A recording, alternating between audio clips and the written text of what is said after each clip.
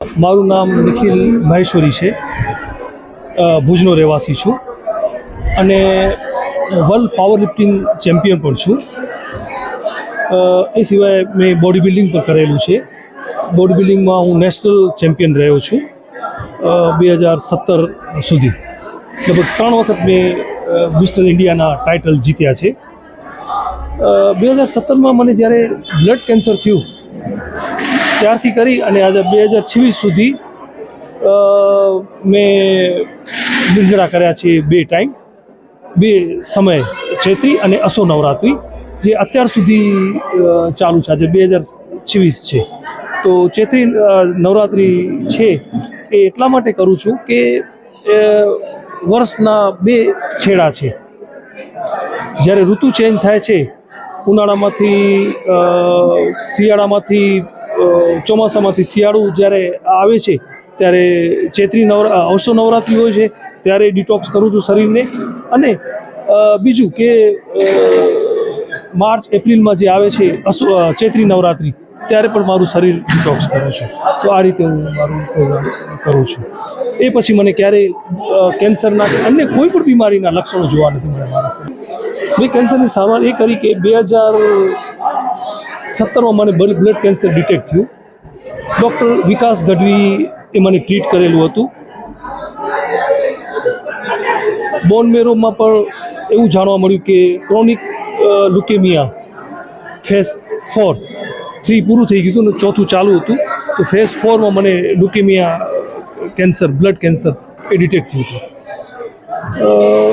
એટલે મને વિચાર આવ્યો કે આને હું નેચરોપેથીથી અને મારી જે પ્રાણ સાધના છે એનાથી હું ઠીક કરું. એટલે હું વિપસના કેન્દ્ર મુંબઈનું નક્કી કર્યું. કારણ કે વિપસના કેન્દ્ર ખારઘરમાં છે મુંબઈમાં. ત્યાંની બાજુમાં જ ખારઘર ધ્યાન કેન્દ્ર છે, એની બાજુમાં જ ટાટા મેમોરિયલ રિસર્ચ સેન્ટર છે. તો ત્યાં રિસર્ચ સેન્ટરમાં પણ મેં વાત કરી, ડૉક્ટર ભટ્ટ કરીને છે એમને, ને એમણે કીધું કે અમે આના પર સંશોધન કરશું. તો એ લોકો કોઈ સંશોધન કરવા આવ્યા નહીં. પણ મારું 9 દિવસમાં, એટલે ટાટા મેમોરિયલમાં પણ મેં અમુક રિપોર્ટ કરાવ્યા હતા બ્લડ કેન્સરના, એ મારા પોઝિટિવ આવ્યા હતા. અને 9 દિવસ પછી, 8 દિવસ પછી એ રિપોર્ટ બધા નેગેટિવ આવ્યા હતા. 9મે દિવસે બધા રિપોર્ટ જે છે લોહીના એ નેગેટિવ આવ્યા હતા અને હું ઠીક થઈ ગયો હતો. હા, આ વખતે મેં આપણું જે આર્ટ્સ અધ્યયન કેન્દ્ર છે સ્વામી પ્રદીપાનંદ સરસ્વતી, એમના હાથે મેં પારણા કર્યા છે અને એમણે મને પારણા કરાવ્યા છે.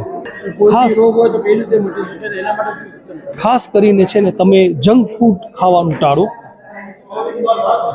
જેટલી પણ જે લારી ગલ્લા છે એના પર તમે જવાનું ટાળો. રાંધેલું તમે લઈ શકો છો. ખાસ કરીને મહત્વ છે ફાસ્ટિંગનું. એટલે રોજના તમારા છે ને 12 થી 16 થી 18 કલાકના ફાસ્ટિંગ હોવા જોઈએ. તો તમને ક્યારેય કોઈ બીમારી નહીં પડે. એકચ્યુઅલી જે મારી પદ્ધતિ છે એમાં એવું છે કે હું સવારે ઉઠ્યા પછી લગભગ હું 4:30-5ની વચ્ચે ઉઠી જાઉં છું. પછી મારું એક ધ્યાનનું સેશન હોય છે, એ પૂરું કરી એટલે લગભગ હું 1 વાગે ગ્રીન જ્યુસ લઉં છું, બરાબર, જેમાં પાલક, ફુદીનો, ધાણા, અન્ય જે વસ્તુઓ છે એ નાખીને બનાવું છું. અને એના 1 કલાક પછી લગભગ 2 વાગે હું ફ્રૂટ લઉં છું. સાંજે પણ થોડા ફ્રૂટ્સ લઈ લઉં છું. અને રાત્રે છે થોડુંક રાંધેલું લઈ લઉં છું, એ પણ થોડીક માત્રામાં. બસ આ મારું છે.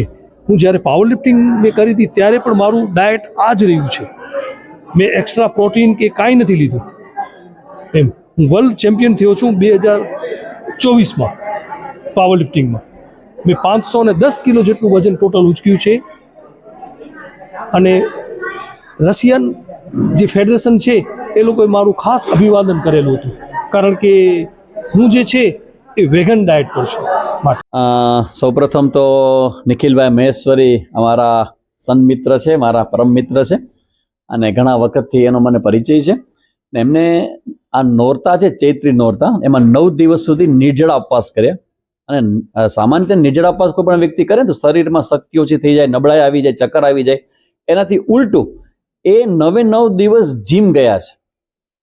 એને આપણે એક માનવ સભ્યતાનો જે આપણો સમાજ છે ને એના માટે ચેલેન્જિંગ છે કે કોઈ વ્યક્તિ પાણી પીધા વગર 9 દિવસ રહે અને જીમ કરે ને તો પણ એનું શરીરનું વજન ઓછું ન થાય. ઇટ્સ અ ચેલેન્જ, આપણા બધા માટે ચેલેન્જ છે આ. અને નિખિલભાઈ આપણને આપીશ, અને એનું તો ઘણા બધા એના જીવનમાં બધા એવા ચમત્કારિક બધી ઘટનાઓ છે. ને આજે અમારા આશ્રમમાં 9 દિવસનું અનુષ્ઠાન એનું પૂરું થયું અને અમારા હાથે એમને પારણા કરાવ્યા છે. અને ભગવાનને પ્રાર્થના કરું કે એમની પાસે જે જ્ઞાન છે એ જ્ઞાન તમારા મીડિયા દ્વારા લોકો સુધી પહોંચે અને લોકો જાણે કે તમને કોઈ પણ પ્રકારનો રોગ થયો હોય તો એ બધા જ રોગોની દવા એ નિખિલભાઈ જાણે છે. કોઈ પણ ખોરાક ન ખાઈએ, અને ઇવન કેન્સર, સામાન્ય વ્યક્તિ જ નહીં, એને પોતાને કેન્સર હતું અને કેન્સર એને પોતે અપવાસ કરી અને નિર્જળા એને મટાડ્યું છે. એટલે અદ્ભુત ઘટના છે અને કચ્છનું એક ગૌરવ છે કે નિખિલભાઈ મહેશ્વર જેવા વ્યક્તિત્વ આપણા કચ્છમાં છે અને આપણે આજુબાજુમાં ફરે છે. બધા લાભ છે કે થોડા સમય પહેલા, લગભગ 8 મહિના પહેલા કે 9 મહિના પહેલા એક સુંદર મજાનો કાયાકલ્પનો પ્રયોગ નિખિલભાઈએ મને સૂચવ્યો હતો. અને એમાં એવું છે કે 21 દિવસનો આ પ્રયોગ હતો ને બપોરના 12 વાગ્યા સુધી પાણીનું ટીપું પણ નહીં લેવાનું, અને 12 વાગે અમુક પ્રકારના પાંદડાનો જ્યુસ, 5, 7, 10 પાંદડાઓ હોય બધા અલગ અલગ, એનું જ્યુસ બનાવવાનું, એને ગ્રીન જ્યુસ કહે. તો એ 1.5 ગ્લાસ મારે લેવાનું 12 વાગે બપોરના, અને પછી પોણી કલાક સુધી કાંઈ નહીં લેવાનું. અને બપોરના 1 વાગ્યાથી સાંજના 6 વાગ્યા સુધી જેટલી પણ ખાવી હોય ને કેરી, મેંગો, એ ખાવાની છૂટ. એટલે મારો પહેલો પ્રશ્ન હતો કે નિખિલભાઈ, કેરી ખાવાથી વજન વધે? તો કે સ્વામીજી નહીં વધે. અને પછી મેં પ્રયોગ ચાલુ કર્યો 21 દિવસનો. અમે તો બધા સ્વામીજીઓ છે, અમે તો મરવાય તૈયાર હોય. તો મેં તો વોટ જે કંઈ થશે આઈ એમ રેડી, અને ચાલુ કર્યો મેં. અને 12 વાગ્યા સુધી કાંઈ જ નહીં લેવાનું, અને પછી જ્યુસ, અને પછી કેરી. અને 6 વાગે એટલે જ્યુસ અને પાણી બધું બંધ. સાંજના 6 થી બીજે દી બપોરના 12 એટલે 18 કલાક થયા. 18 કલાકના નિર્જળા 21 કોન્સ્ટન્ટ અમે કર્યા. અને એ જ્યારે પૂરો થયો પ્રયોગ, એ પછીના 3 દિવસ એટલે 72 કલાક મેં સંપૂર્ણ નિર્જરા કર્યા. એ મારી રીતે કે હું આ પણ કરું પ્રયોગ. અને એ કર્યા પછી મારા શરીરમાં બહુ ઘણા બધા ચેન્જીસ આવ્યા છે, અને લગભગ 19 થી 20 પ્રકારના ફાયદાઓ મારા શરીરમાં મેં જોયા. અને મને લાગ્યું કે ના, આમાં કંઈક છે. એ લોકો જે માને છે કે આપણી પ્રાણ શક્તિ જે છે ને, એ પ્રાણ શક્તિ આપણા શરીરનું ડાયજેસ્ટ તો કરે, પણ બીજું એનું મહત્વનું કામ છે, આપણી પ્રાણ શક્તિ આપણા શરીરના રોગોને ખાઈ જાય છે, એને રિમૂવ કરે છે. અને એ મેં અનુભવથી જોયું. મારી ઊંઘ બદલાઈ ગઈ, મારું વેઇટ છે એ થોડો લોસ થયો અને મેન્ટેન થયો, મારી સ્ટેમિના વધી ગઈ, યોગાસનો જેમાં થતા નહોતા એ બધા થવા લાગ્યા. અને ખાસ કરીને SGPT નામનો એક ટેસ્ટ છે, જે લીવર તમારું કેવું છે ને એના માટે આવે છે ટેસ્ટ. અને મેં શું કર્યું હતું, કારણ કે અમે થોડાક વિચારશીલ ને એવા બધા એ માર્ગે જીવનારો છું ને, એટલે સૌથી પહેલા મેં બધા જ ટેસ્ટ મારા શરીરના કરાવેલા. અને પછી આ 21 દિવસનો પ્રયોગ કર્યો. પછી પાછા બીજા ટેસ્ટ મેં કરાવ્યા. એમાં આવતું જે ચેન્જ છે ને એ મેં જોયું. એમાં SGPT એવું છે કે તમારા શરીરમાં જો SGPT વધારે હોય, 35-40 થી વધારે, તો તમને સુગર થવાના પૂરેપૂરું સંભાવના બતાવી લોકો. તો મારું SGPT હતું 35 પ્રયોગ કર્યા પહેલા, અને પ્રયોગ પત્યા પછી મારું SGPT થઈ ગયું 22. એટલે ખૂબ સારું લક્ષણ કહેવાય. તેવી રીતે મને ખબર પડી કે મારા શરીરમાં કેટલા ચેન્જ આવ્યા. અને એ પ્રયોગની અંદર મુખ્ય જે હતું ને, એક તો મારું ફાસ્ટિંગ હતું, અને બીજું હતું આપણે શું કહેવાય એમને, નિખિલભાઈ શું કહે, એનિમા. હા, એનિમાનો પ્રયોગ 3 મહિના સુધી મેં કર્યો. ને 2 વખત, આજે 21 દિવસ દરમિયાન, ઉપવાસ દરમિયાન સવારે 1 વખત, રાત્રે 1 વખત, 2 વખત, અને કોન્સ્ટન્ટ 3 મહિના મેં એનિમા લીધું. અને પેટ અને બધું જ મારું જે IBS નો જે મારો પ્રોબ્લેમ હતો એમાંથી પણ હું બહાર આવી ગયો. અને ખૂબ સુંદર મજાનું હવે મારું જીવન આખું બદલાઈ ગયું છે. મારે ખાલી માત્ર ઊંઘ નથી બદલાની, મારું જીવન બદલાઈ ગયું છે. અને મને ખબર પડી છે કે હવે કોઈ પણ શરીરનો મોટામાં મોટો કોઈ રોગ આવી જાય ને, આઈ એમ રેડી ટુ ફેસ ઇટ.